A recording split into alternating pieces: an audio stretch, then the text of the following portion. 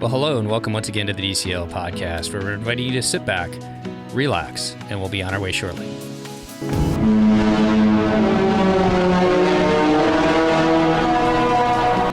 Well, welcome back to the DCL podcast, your podcast to cruise a little smarter.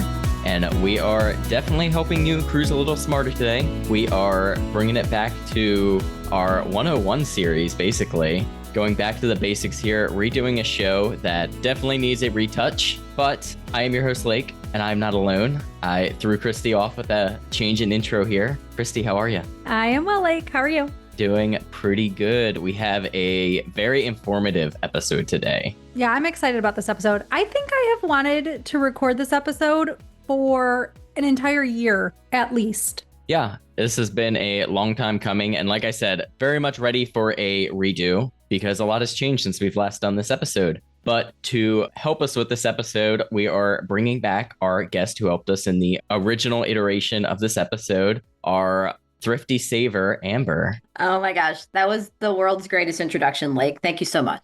Happy to be here. So we are going to be talking about everything that is included with your price in a Disney Cruise Line cruise today. Now, this is going to span all of the ships, which may bring a couple little differences here and there, depending on which ship you are sailing, but we're going to dive into that. But Disney Cruise Line, being a premium cruise line, we do find includes more in your price.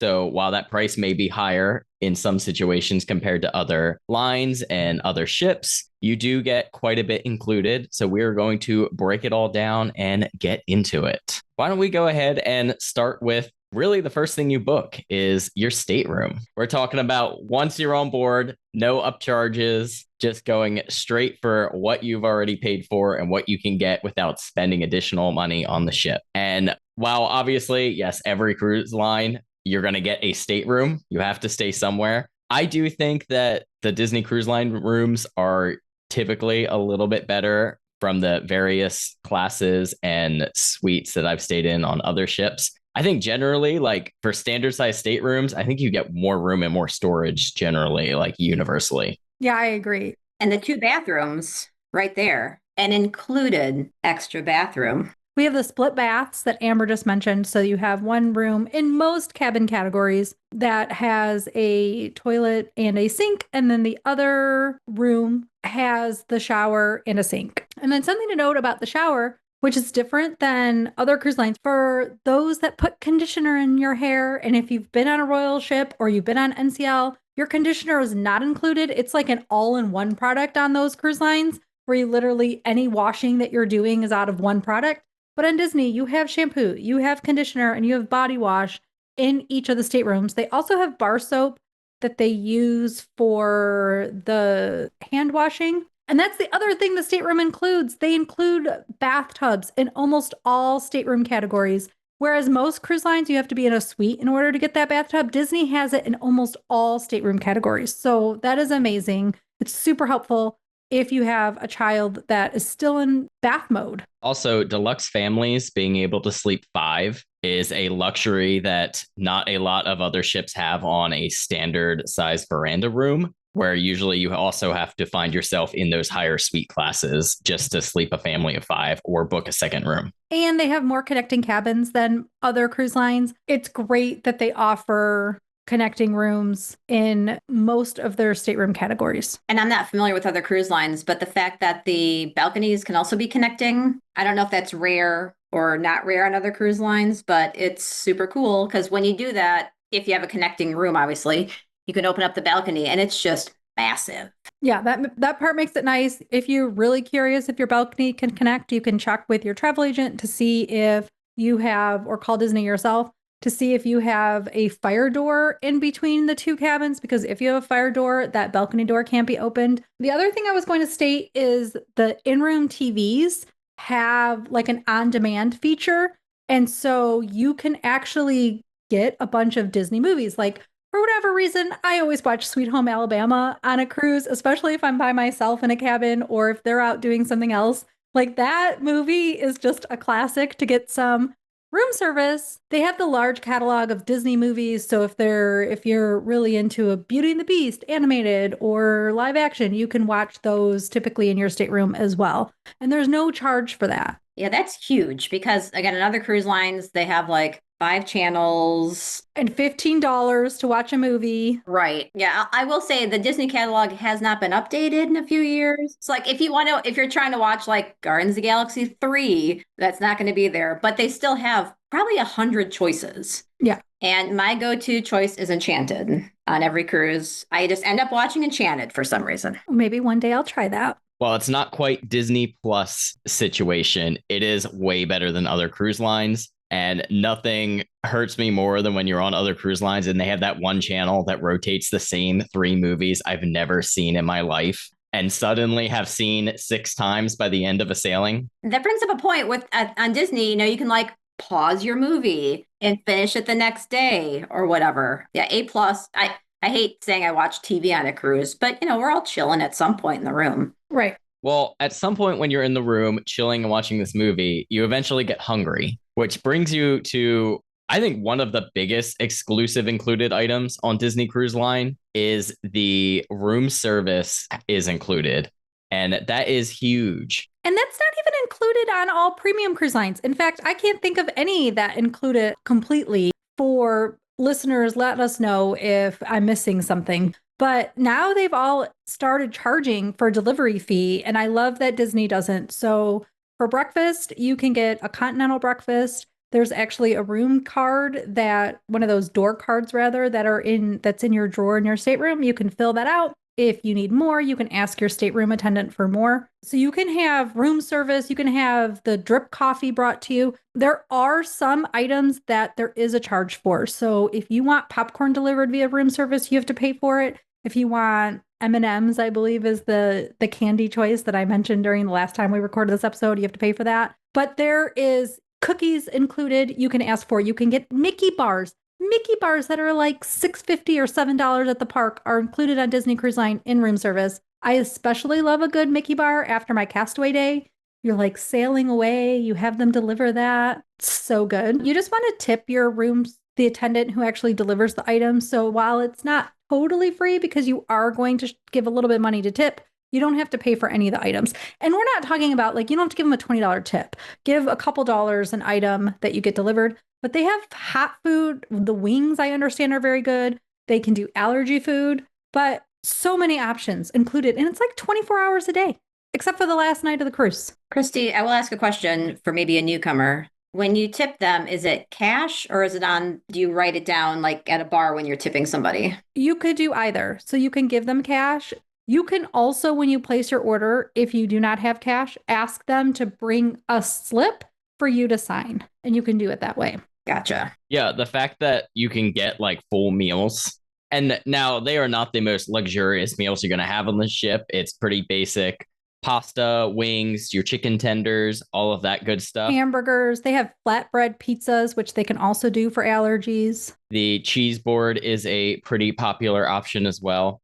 So it is basic, but it is still way more than you are going to find on most other cruise lines for sure. Yes. Well, let's move into dining around the ship. Outside of rotational dining, there is a lot of included food on board, and most of your options on Disney Cruise Line is included. Your only exceptions are really Palo, Remy, Enchante, which I think is fantastic. We already mentioned you can do your hang tag in your room for breakfast, but outside of that, you do have basically 2 included other options every day for breakfast. You can do sit down every morning at one of the restaurants, or you can go up and enjoy Cabanas or Marceline Market, which is the buffet for Disney Cruise Line. I am a buffet fan and it's A+. A+ every day. Possibly Mickey waffles, possibly churro Mickey waffles. And I mean, at the Disney parks, how much are Mickey waffles? Super expensive. Right. And they're included with the whipped cream and the strawberries, I might add. Oh, that strawberry sauce is so good.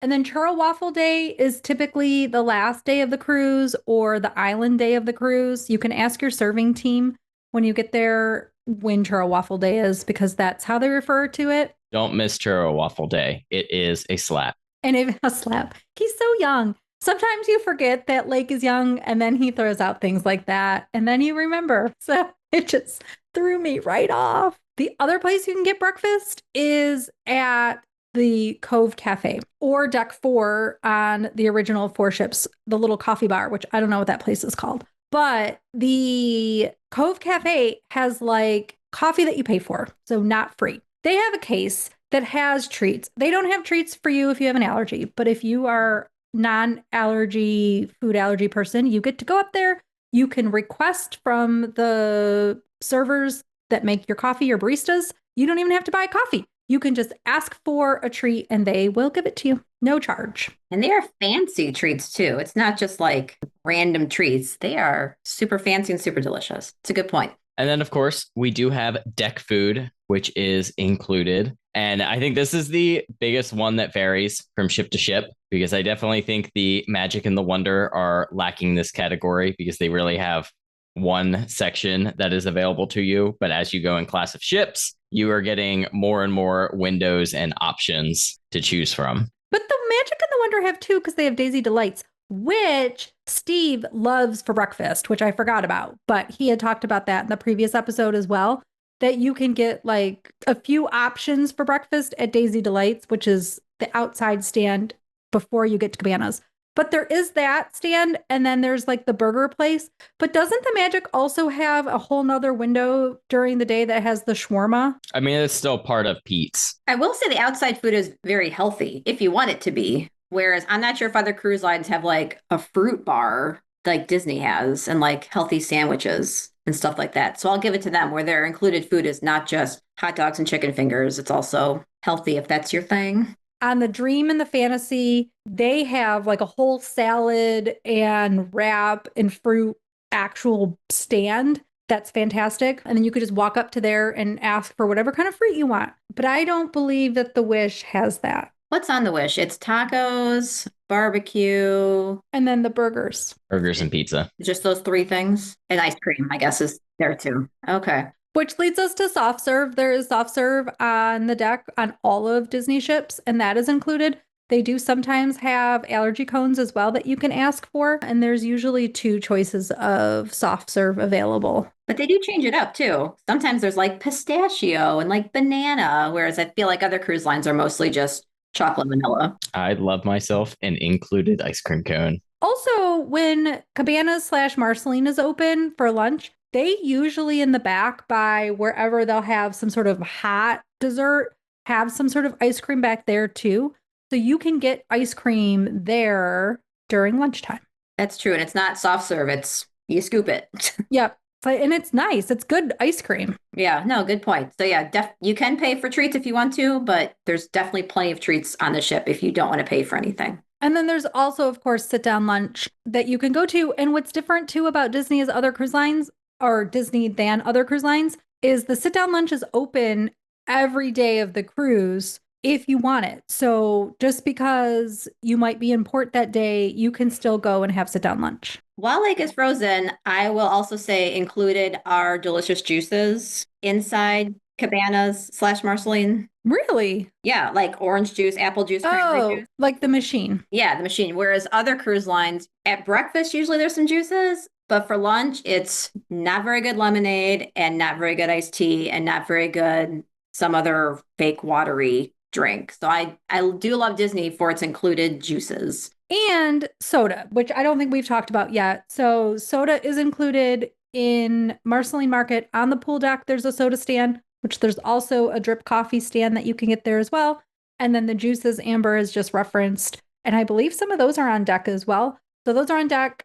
And in the buffet, there's at least soda and coffee on deck. And in the buffet, and then there's also included soda and juices in the sit-down restaurants. So lunch, breakfast, lunch, and dinner, they have the included drinks as well. Whereas all the other cruise lines up into a premium or luxury level will charge you for soda. Yeah. And then the only place that there is a charge for those drinks are if you're in a bar or in front of the movie theater.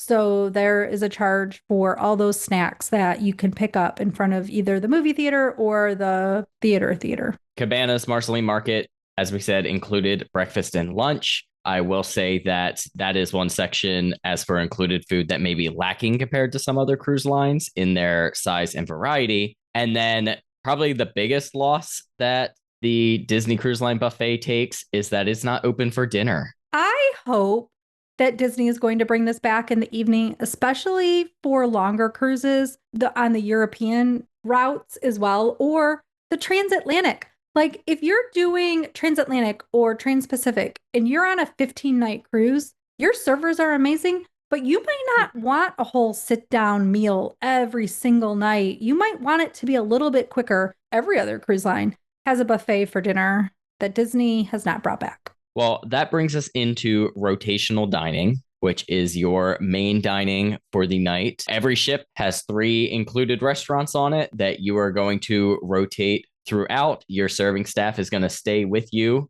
for that, which is awesome because it lets the serving staff get to know you, sometimes even get to know your order, have your drinks ready for you sometimes. So it really does cultivate a pretty positive experience for most people. I would say more often than not, people's thoughts on serving staff comes up pretty often, and it tends to be mostly positive because of those relationships that they get to foster with you. Amber, what are your thoughts on rotational dining? I was going to say the restaurants, you get the 3 different ones, and don't be scared if you're on like a 4-night or longer that you're like, oh, I'm going to go to the same restaurant twice.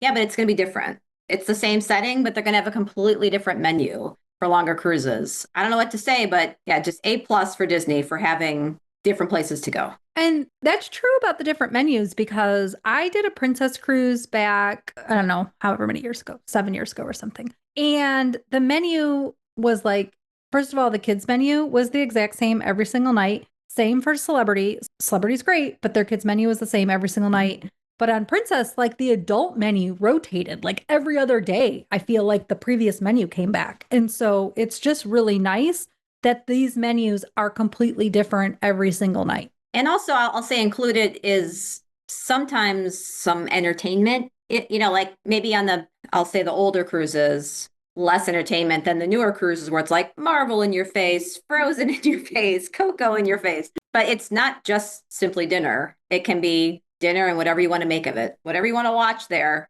it's yours to watch. And then your options for dining, your food choices are also great on Disney. Whereas if you want 3 appetizers and 3 salads and 3 entrees and 3 desserts, I mean, don't waste food, but you can have 3. You can have all those things. If you ever say, I can't decide between this or that, more likely than not, Disney is going to give you both of those entrees because A, they want you to be happy and they want to give you that like surprise. Here you go. You just get to have both. So if you want, like you're going to see the menu broken down into different things, but if there's a couple of appetizers you really want, get them and then eat them. It's amazing. You can share them with your table, all kinds of things like that. It's really great. And another positive for the serving crew is don't be afraid to ask them what's good that night. Because sometimes items hit hard and other times they do not. And your serving staff is going to know what is really solid that night. That is true. That's true. I've asked and then I've gone against what they say. And every time I'm like, why did I just listen to this guy? This guy's a genius. Well, let's move out of dining then. Let's move into kids clubs because I think this is definitely something that Disney includes that is drastically different than a lot of other cruise lines. As we mentioned, the kids clubs are included. Only thing that is not included is your Small World nursery. But as for general kids clubs up to age 10, right? Well, I think the nursery is for 2 and under because you have to be 3 and potty trained to go to the Ocean Years Club. And then they changed the Ocean Years Club recently to 10 is the max, which Christy, my daughter's 10 right now. And I'm kind of panicking that I need to go on a cruise real soon before she's 11. There's I'll say elementary kids club, Ocean Years Club, it's usually called. I always forget what the teen club is called. Edge, because they're on the edge. So that's the tween club. And this is how I remember it, because you're on the edge of being a teen. So that is for ages 11 through 14. And then Vibe is until 18. Is 14 still again through 18. Well, until through 17, because at 18, you're out. You don't get to go. And then they do have, which is different than other cruise lines as well, they have the 18 to 20 society where there's actual like activities and people getting together and doing things in that age range between 18 and 20. But as Lake said, the kids clubs are different than other cruise lines because A, they're open all day.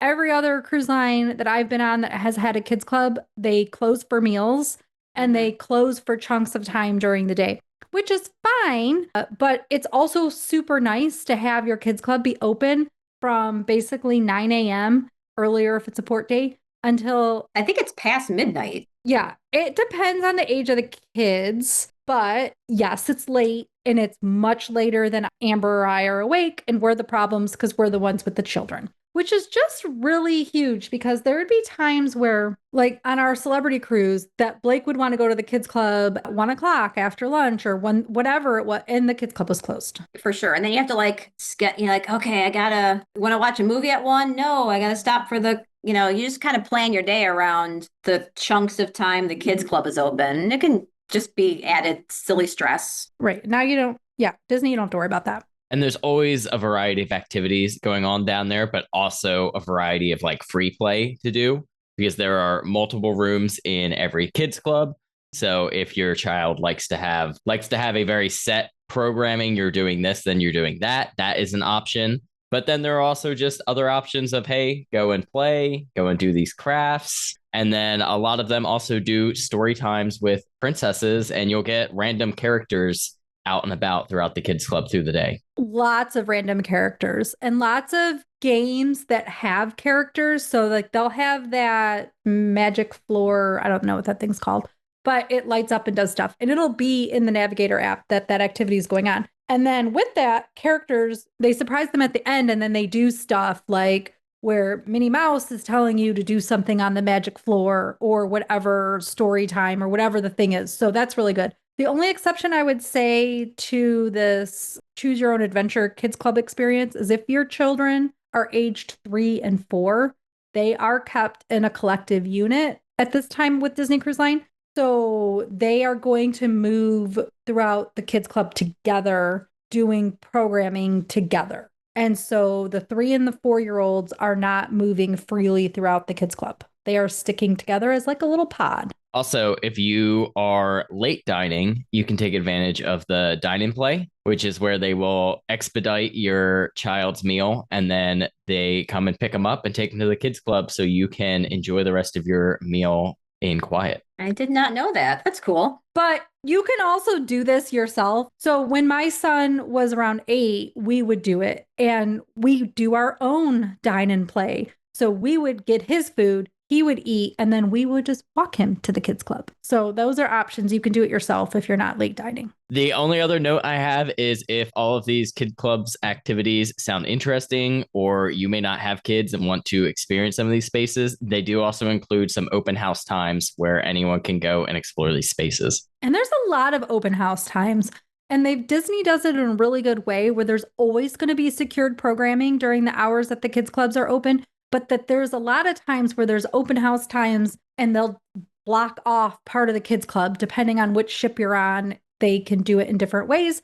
And so it's great that you might have kids that aren't joiners, but you all want to do something together. And so you can go to the open house, or you may have kids that are now too old to go to the Oceaneer Club. And so you can do the activities with your kids as well. So I would like to segue off the kids club here because Lake mentioned they do crafts and stuff in the kids club, which they do. And they also do tons of crafts outside the kids club. I don't think any of them charge. And it's always like, I've made like friendship bracelets where I'm not saying that's expensive, but I mean, that's a lot of beads that they bought and they're giving to me. They make like scrapbook pages, wind chime. I don't know. I don't do them very often, but they're all included. They do ornaments during the holiday sailings. They'll do like a decorate your own anchor. That's a great point. And there are some really nice crafts. Blake and I love to do those crafts together. Ooh, I just thought of one. Yeah. Even though it wasn't Christmas, they gave us a clear ornament and you could fill it with like, I was going to say beach balls, pom-poms and glitter and stuff. And then they actually took a Polaroid picture of us that you could put in there. So I'm like, that's crazy that you're taking a Polaroid of me. That's not cheap. Thank you. So all that stuff is totally included. And going off to the crafts, that really brings us into activities around the ship that are included, which Disney is the most bountiful on, regardless of if it's a sea day or a day where the ship is at port. My last Norwegian cruise, we love trivia, and there was one trivia day, and it would have 200 plus people packed in, and it was just always more of a headache. Whereas on Disney trivia, you can find almost every hour of any day with a large variety of what's going to be offered. Talking about the crafts, they have the learn to draw activities almost every day. Those are usually really fun and intimate too. Whereas if you've done it at Disney World before, typically it's a pretty large class. A lot of times it's, maybe 20 people max, but most of the time it might be like 10 or 12 people there for that activity. And there's even some adult only activities in that realm, like learn to draw, that is included and typically in one of the adult lounges. On longer cruises, they'll have the cooking shows, the learn to cook. Anyone can cook. Anybody can cook. So they have anybody can cook. They have towel folding demonstrations. And lots of cruise lines have included activities like this, but Disney jams their schedule in. I feel like there's characters throughout the ship. So they'll have roaming characters, but they'll actually have characters that you can queue for and take your pictures.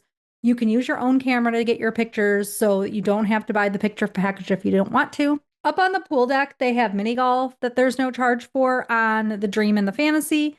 They have sports courts on all of the ships. The sports court is a different variety. Sometimes it's the Hero Zone and up on the Triton class, I believe they have foosball and air hockey and stuff like that around the edge. There's no charge for any of those activities. There is shuffleboard, but there also is actual basketball courts, the Dream or the Magic and the Wonder. So just depending on the ship will be depending on what spaces are available for you to use without charge. Yeah, and in those activities on the Triton class, you also get the Hero Zone, which is like a big blow-up obstacle course. It is limited availability to a couple of days, but it is included, and it's a pretty neat and fun activity. You can let your kids run around it a few times. It typically does have a line, but it's something cool and different that you don't find on a lot of ships. You have to wear socks, so make sure you pack your socks with you. I saw plenty of people going to buy socks in the gift shop that day because they didn't pack any socks. And Lake, what is one of your favorite things out on the pool deck that you do not have to give a key card for or have to worry about a charge for? That is clutch that Disney doesn't make you do the pool towel game. It's just a pain in the butt, and there's so much pressure to lose this $25 pool towel that's 100% not worth $25. So much pressure. Yeah. And on Disney, you can have all of your 4 towels if you want. You don't have to check them out, just return them. And because you're kind and you're a good person, but we do not have to check them out. Thank goodness. Even on the islands, they hand you some towels. When you get off the ship or when you get off the tram, depending on which island you are at, and just make sure you get it because for whatever reason, there aren't any towels within the island. You have to get it at whatever the stand location is, which is at Castaway. It's just off the island or just off the ship. At Lookout, it's at the tram stop. To the point about the islands, beach chairs are included, and so are beach umbrellas. And Disney has a lot of beach umbrellas. So it's super helpful if you have pale family like I have. Yeah, I think on the islands, you really get quite a bit included. And while Disney's islands may not offer quite as much as some other lines' newer islands, most of it is included. There certainly are plenty of upcharge experiences, but there are some experiences that you can bring your own equipment, like the snorkeling, and do yourself, but you don't have to pay an exuberant amount to go and do a water park or anything like that. You really can enjoy, I would say, you can enjoy almost the entire island without any sort of upcharge. No, for sure. I've definitely gone to Castaway numerous times and not spent a dime and had a fantastic day. You've had an entire cruise that you've prepaid your gratuities where you have not spent a dime. So this is why Amber is on this podcast, because she is the queen. I was going to say I don't drink, which is why I've gotten off the ship with paying nothing. But Disney, you can bring your own beer. And I think that's the only-ish cruise line that you can do that. For beer, yes. That's huge. So, and they consider seltzer drinks truly beer. They have considered it because it'll say on the can seltzer beer. They don't even look. You have to look on the website for the size that's allowed. You can either bring, it's 6 beers. Just look up the restrictions and they tell you how big your can be. Or 2 bottles of wine per adult. You have to carry it in your carry-on, so just make sure that you are able to carry it. You can do a roller bag even. I've done that before and put some bottles of like one of those smaller carry-ons and put some bottles of wine in there. You can get room service delivery for wine glasses. You can also just roll up to a bar and just ask for 2 wine glasses and they give them to you. While we are back on the ship, why don't we mention entertainment quick? Now, I would say a lot of entertainment is included on most cruise lines, but we do love some Disney Cruise Line Broadway style shows. That you do not have to get tickets for, which is fantastic. You're not in Thunderdome trying to get your ticket at the random hour that the tickets are released. Yeah, and they are all usually pretty good, high quality shows, and again, included. I'll also say the movies, and these aren't like movies from 5 years ago. This is like this movie came out yesterday on land, and it's on your cruise ship. And you're not paying $20. I don't know what it costs to go to a movie, but you're not paying that price to go to a movie anymore. So if a Disney movie, it has to be a Disney movie, comes out during your cruise, they will premiere your movie while you're on your cruise. So they'll either do it in the Walt Disney Theater, depending on the trip, or they'll do it in the little theaters that are on the cruise. So you are going to get to watch that. The new Marvel movie, it comes out during your cruise. You can watch it during your cruise. And then if it comes out like 3 weeks before, they're still going to play it on your upcoming cruise for no cost. Yeah, usually there's like 4 or 5 movies they'll like rotate. Yeah, we love taking advantage of either those first run or recently re-release. Just look for that premiere at sea. If it is a movie that is coming out while you are on, it will be marked. Typically, those will be in the larger theater if it's available that night. And then the big entertainment item that's unique to Disney Cruise Line is the fireworks at sea. On your Bahamian and Caribbean cruises, you get fireworks at sea, which it's unique to Disney Cruise Line. And it's like a cute little show, goes off to music. This isn't an 18-minute fireworks show like at the Magic Kingdom, but it's a fantastic, cute little included fireworks show on your cruise. May not be happily ever after, but it might have Enchantment beat for me. Oh, poor Enchantment. So then some other random things that are included is the gym facilities. So not like the spa facilities with the fancy showers, but if you just want a shower in the gym, you can utilize those facilities. And then they also have like the exercise equipment you can also utilize for no fee at all. There is also like 1 or 2 random exercise classes a day that have no charge, and those will be in the app. That's a good point. I'm usually up early, and I always see people exercising out on the pool deck. The pool is covered. I feel like that's almost daily-ish. There's like a 7 a.m. class out there, and I kind of forgot all the things I know all are food that's included, and I completely forgot about the exercising options that are included. Because I have never done those.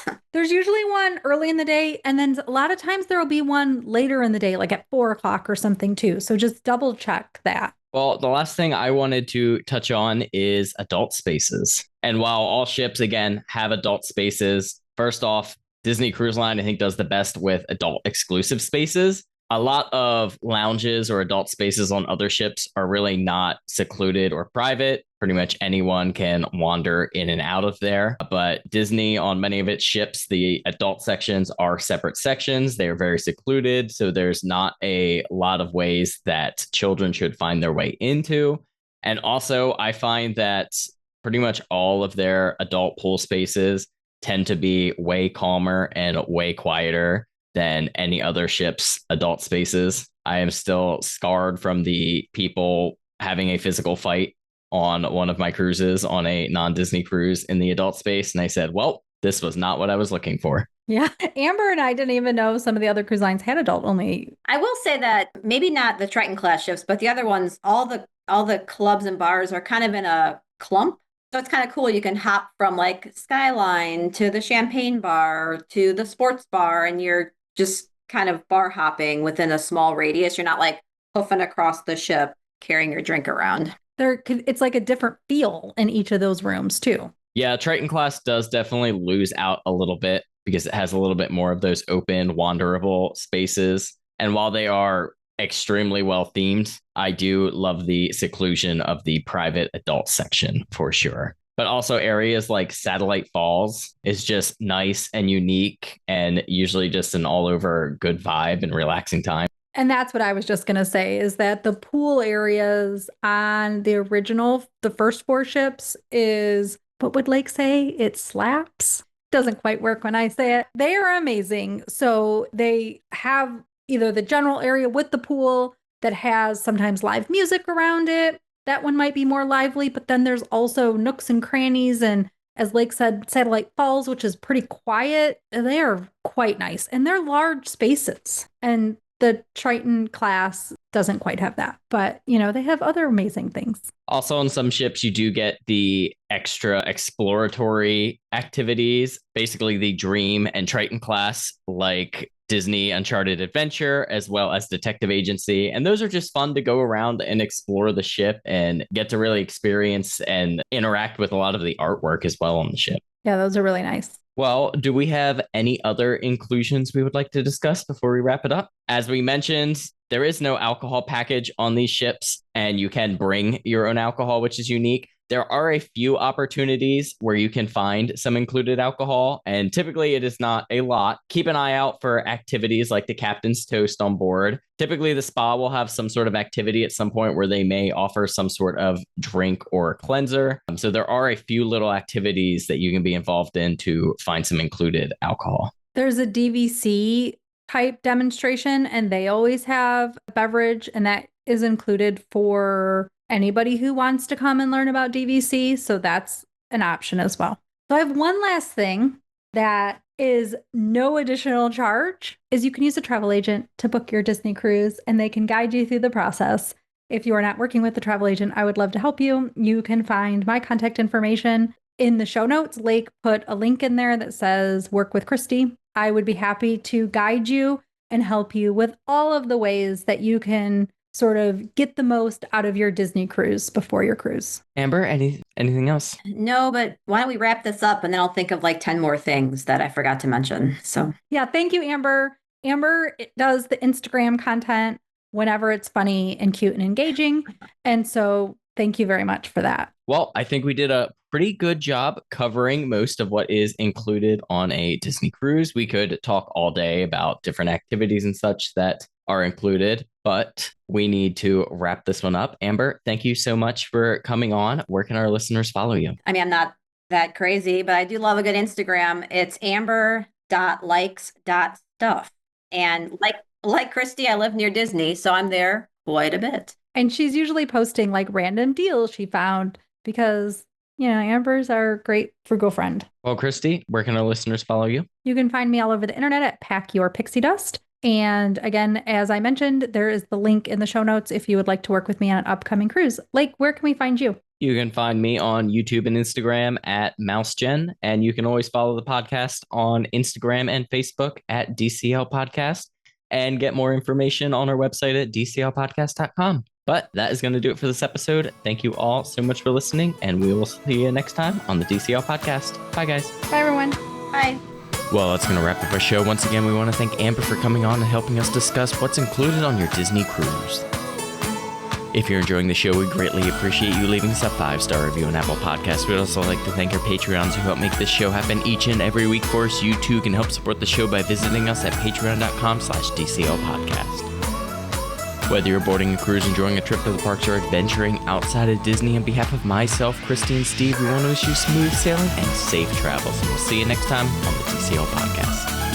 The DCL Podcast is not affiliated with the Disney Cruise Line, Walt Disney Company, Adventures by Disney, or Run Disney. All of the opinions expressed on our shows are those of the hosts and the guests who appear on the show. If you have any questions about any of these products, please contact the Walt Disney Company.